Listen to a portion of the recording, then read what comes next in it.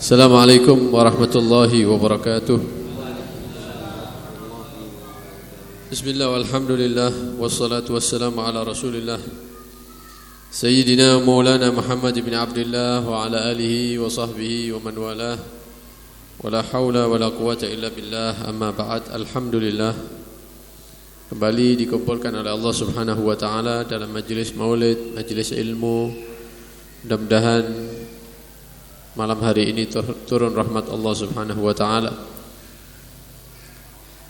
Tidak keluar dari majlis ini kecuali dosa-dosa diampuni oleh Allah subhanahu wa ta'ala. Hajat-hajat kita disampaikan oleh Allah subhanahu wa ta'ala. Amin ya rabbal alamin. Hadirin hadirat rahimakumullah, meneruskan pembacaan kitab Bidayatul Hidayah karya Al-Imam Al-Ghazali. Terakhir yang kita bahas yaitu disunnahkan mengusap dua telinga, baik yang zahir maupun batin.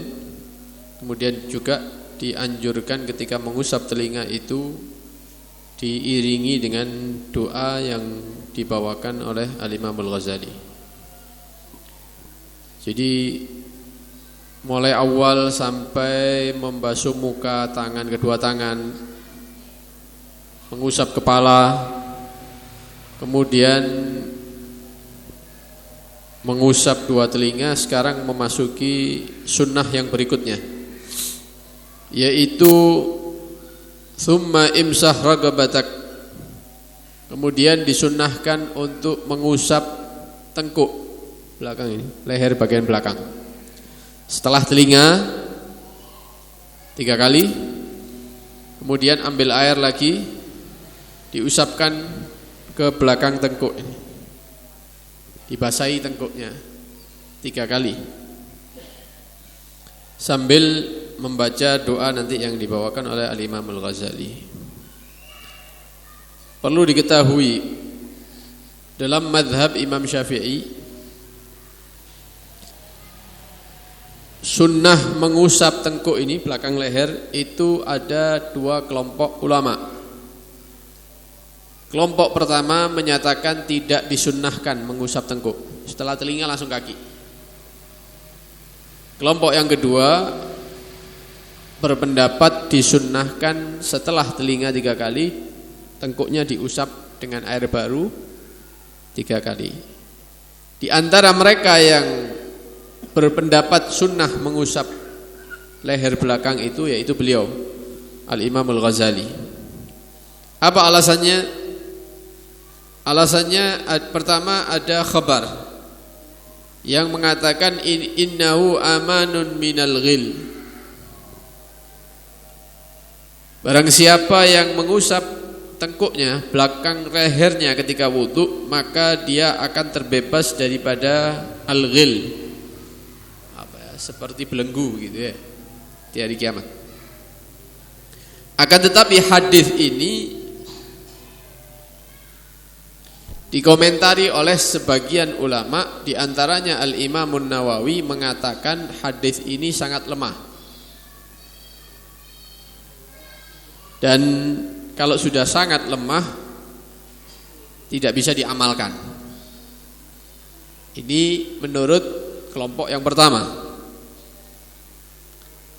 Kelompok yang kedua mengatakan, di antaranya Asy-Syaikh Al-Qurdi mengatakan, tapi ulama-ulama hadis ternyata memiliki beberapa jalur di dalam masalah ini, sehingga dari derajat yang lemah dengan jalur yang banyak, maka terangkat dari lemah menuju al-hasan. Karena tingkatan hadis itu ada sahih, hasan, ada dhaif. Dhaif itu yang lemah, yang di bawah. Ada hadis dhaif tapi jalurnya banyak, bukan diriwayatkan oleh satu orang saja, tapi banyak. Berkumpul itu hadis dhaif riwayatnya, akhirnya satu dan lain saling memperkuat sehingga naik tingkatan begitu.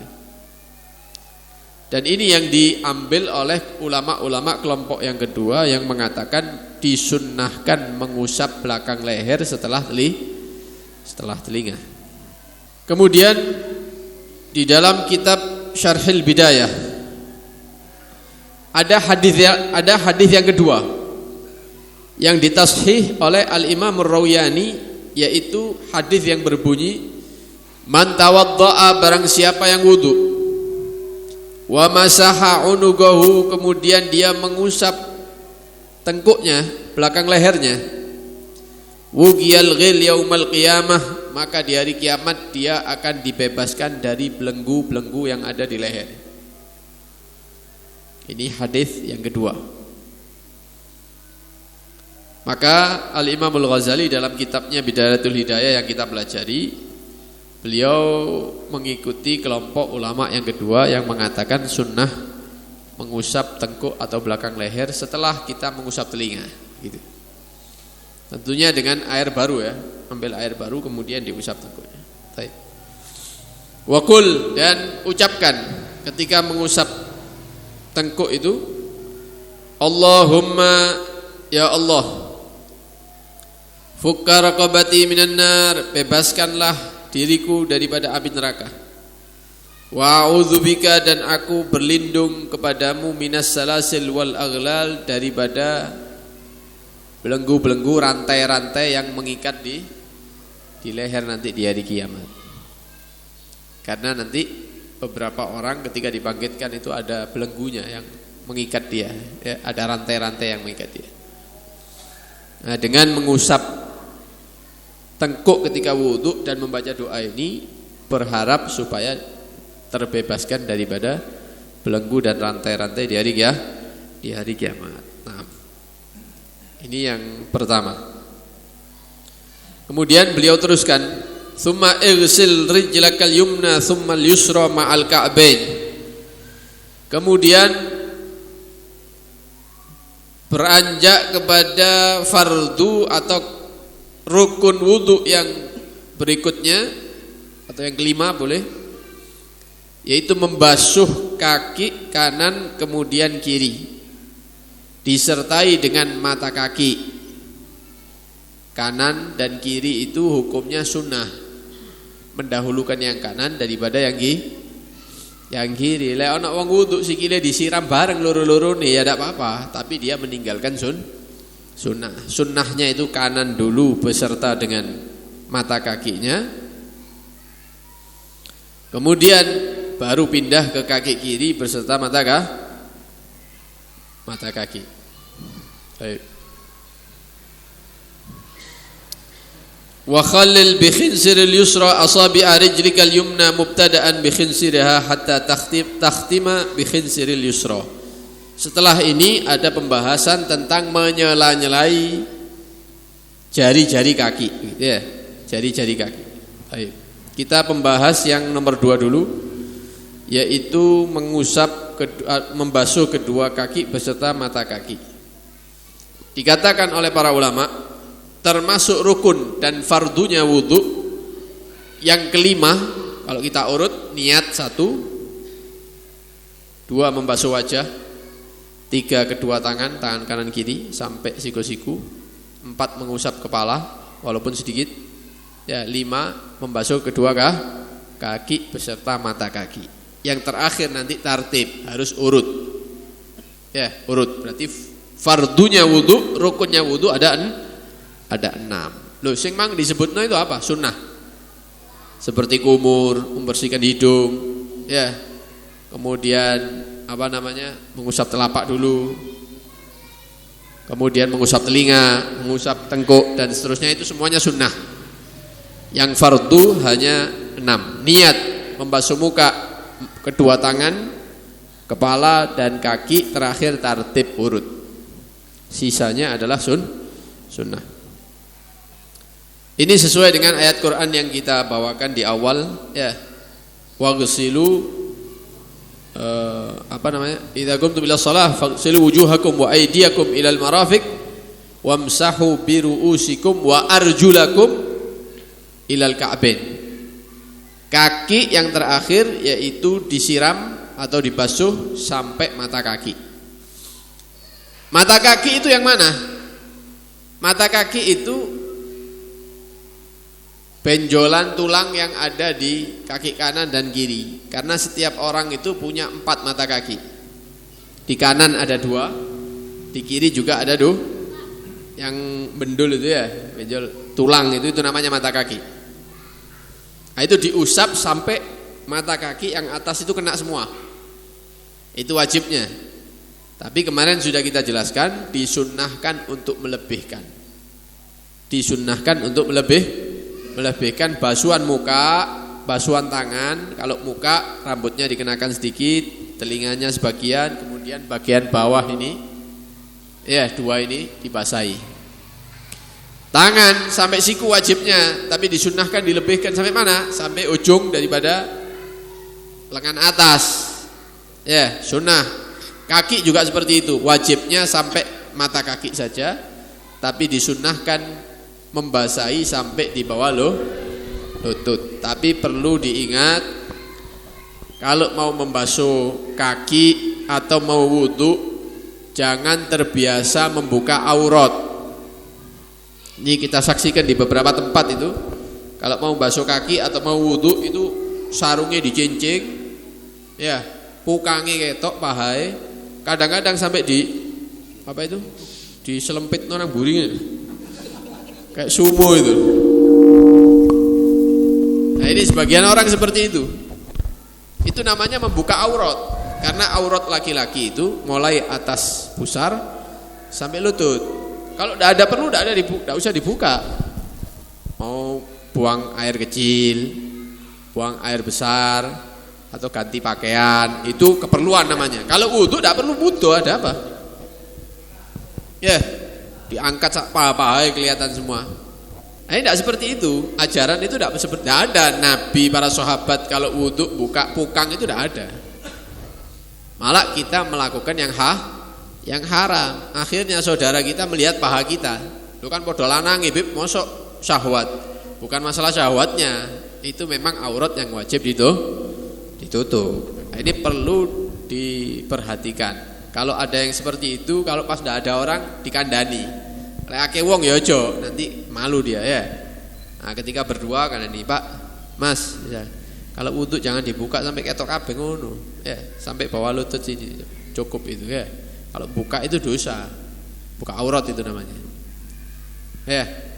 Apa wudu aja ruwet TV, bukan ruwet, ini memang ilmunya seperti itu. Bagi yang terbiasa buka aurat, mulai nanti ya jangan dibuka lagi karena sudah tahu ilmunya. Ya, kalau dulu kan tidak tahu. Ya tidak ada masalah dulu ya. Nah, ini perlu diingatkan ya, karena sebagian orang wudunya seperti itu. Nah, jadi diusap sampai mata kaki, tapi sunnahnya sampai di bawah lutut. Sebagaimana dijelaskan kemarin dalam hadis, karena umatnya Nabi ini nanti ketika dibangkitkan itu mengeluarkan cahaya daripada bekas-bekas wudu ya, dari kepalanya dia, dari kedua tangannya, dari kedua lek wudu titik-titik ya, nanti cahayanya yang didapatkan sedikit. Dilebihkan nanti semakin sempurna nanti. Kemudian yang perlu diperhatikan juga yaitu pecahan-pecahan yang ada di kaki, yang biasanya ada di tumit itu ya.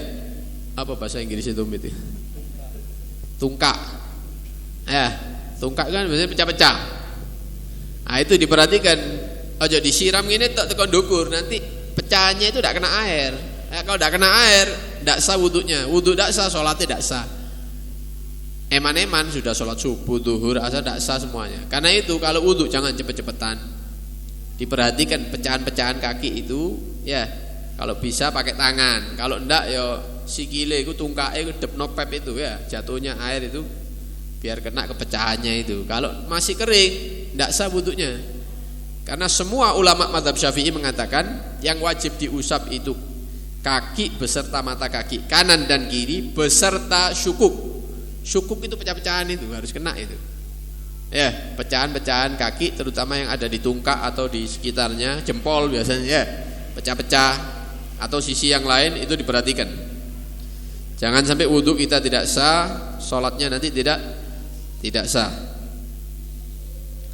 Kemudian kalau ada perkara-perkara yang bisa mencegah masuknya air ke kulit kaki, itu harus dihilangkan dulu. Seperti kena cat, ketumpelaan cat misalnya, atau rioyo-rioyo ngecat. Habis rioyo ya. Kakinya kena cat, itu jangan langsung diwudui, tapi dihilangkan dulu catnya. Butuh thinner atau apa ya, sabun atau yang lainnya baru wudu. Tapi kalau langsung wudu disiram kakinya, padahal di situ ada cat yang nutup, atau yang lainnya seperti apa itu? Tetesan lilin itu ya.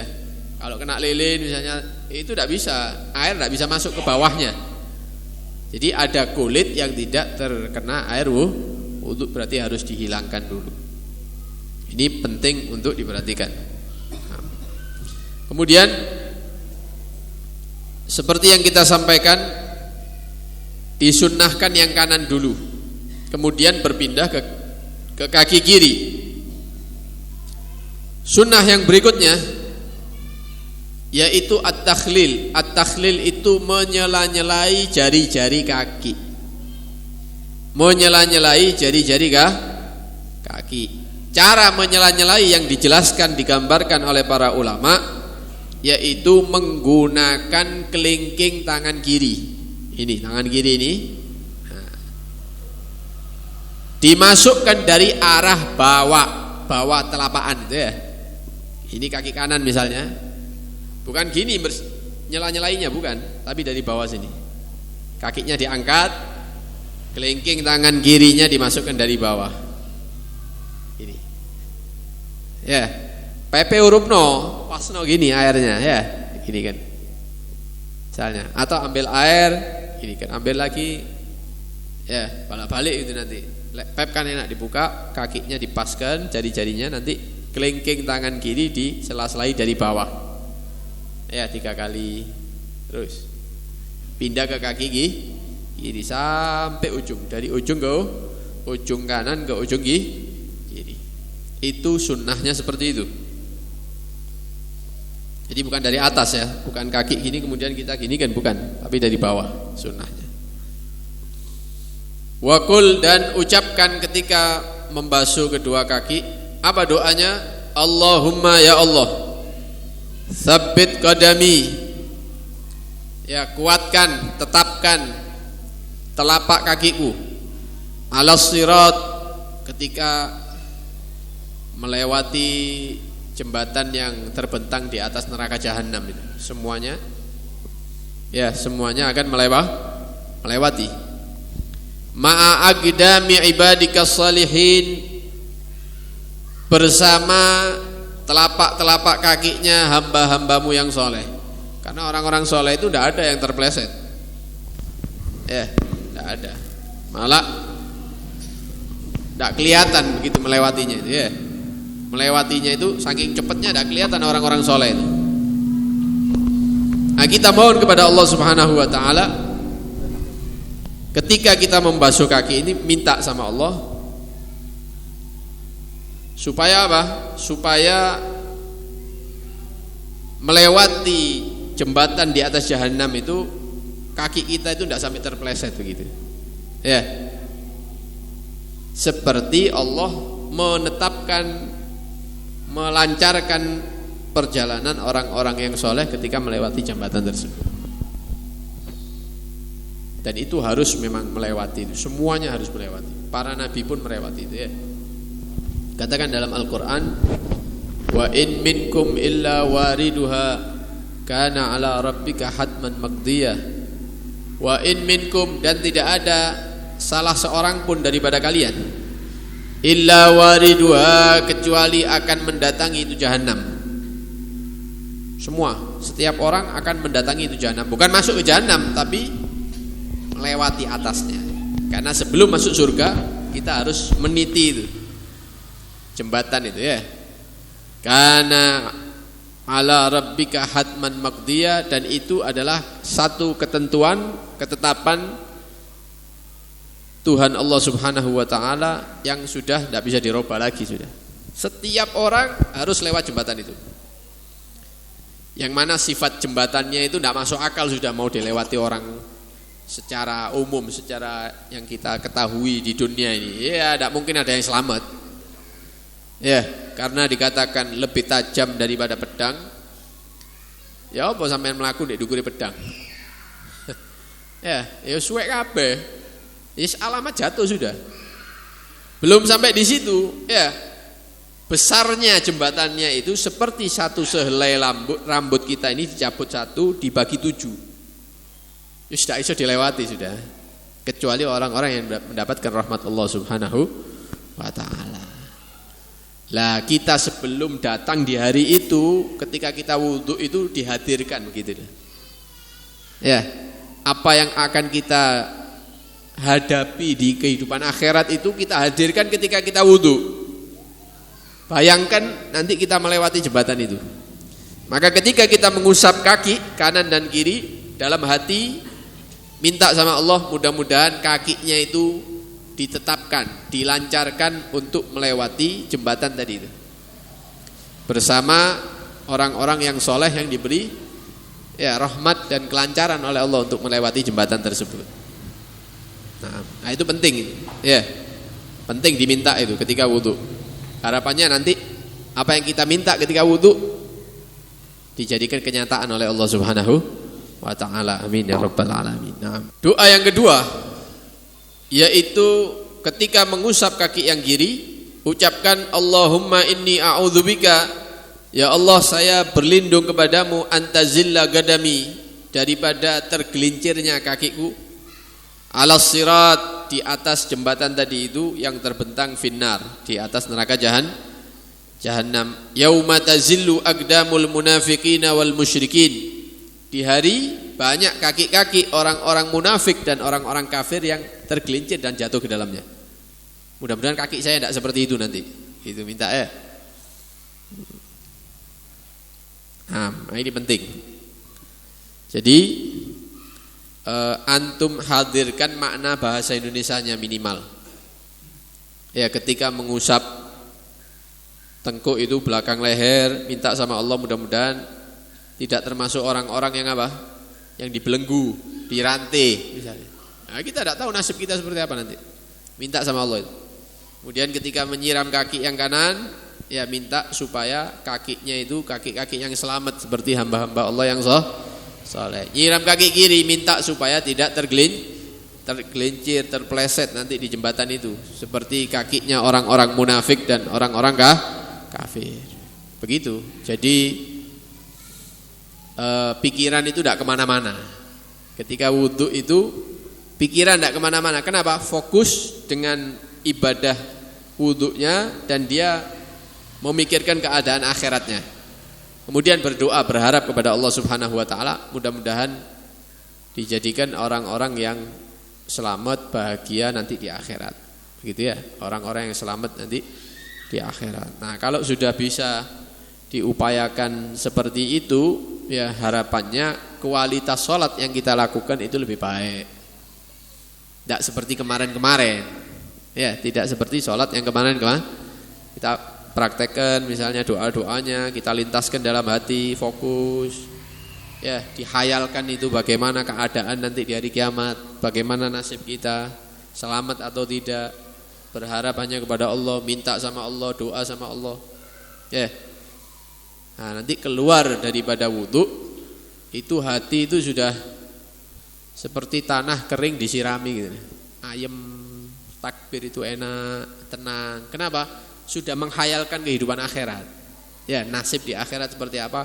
Dipenuhi rasa takut hatinya. Ya apa tidak selamat kok misalnya. Ya, kemudian bukan hanya takut saja tapi ada harapan, insyaallah mudah-mudahan ya dengan doa-doa yang saya panjatkan, mudah-mudahan mendapatkan rahmatnya Allah, mudah-mudahan jadi orang Islam begitu. Nah, ketika takbir dengan perasaan seperti itu, lain takbirnya. Ya, tidak podo karo orang yang wudu asal-asalan, beda. Ya wudu abis ngobrol, ini itu bahas ini bal-balan misalnya, lain. Ya dia takbir pikirannya kemana-mana. Tapi ketika dengan aturan yang ada ini, yang diatur oleh para ulama ini, kemudian kita menghadap ke kiblat, menghadap Allah, takbir, maka rasa takut itu masih ada, rasa harapan ya kepada Allah itu masih ada, masih terasa. Kemudian dia takbir, Allahu Akbar, tenang, bacaannya diresapi, terus ya tasbihnya Salam itu sholat itu namanya. Lek krane dia ya tapuk-tapuk no banyune misalnya ya. Yang penting wudu wis, yang penting teles. Ada mau takbir, yes itu sudah. Yang kita rasakan kemarin-kemarin, yes gitu itu. Ya sholat kita ya seperti itu. Mudah-mudahan diterima oleh Allah Subhanahu wa Ta'ala. Kita mohon kepada Allah Subhanahu wa Ta'ala, mudah-mudahan mendapatkan ilmu yang bermanfaat, mudah-mudahan mendapatkan kekuatan dari Allah Subhanahu wa Ta'ala, hidayah, petunjuk dari Allah Subhanahu wa Ta'ala, bisa mengamalkan apa yang kita dengarkan daripada ajaran-ajaran para ulama yang semuanya bersumber daripada Nabi Muhammad sallallahu alaihi wasallam. Amin ya rabbal alamin. Sallallahu alaihi wasallam Muhammad wa alihi wasallam. Alhamdulillahirabbil alamin. Tsumma assalamu alaikum warahmatullahi wabarakatuh.